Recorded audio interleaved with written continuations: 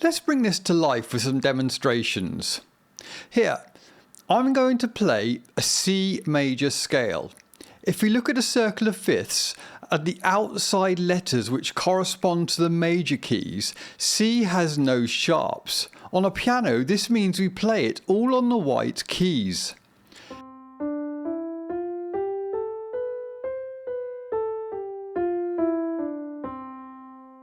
Notice how it sounds bright and happy. Now let's switch to a C minor scale.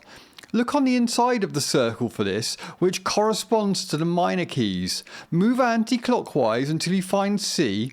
It is where the 9 would be on a clock. Now we can see it has 3 flats. Pause the video here and see if you can work out what notes they are using the sayings I told you a short while ago in the previous section. Did you work them out? They are A, B and E. Anyway, have a listen to this scale.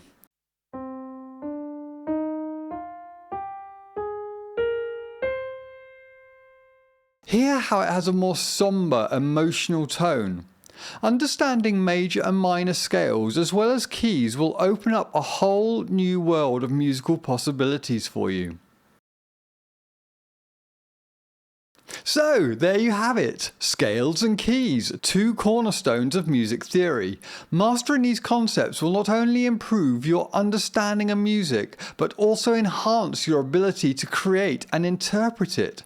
I encourage you to practice scales on your own instrument and start identifying the keys in songs you listen to.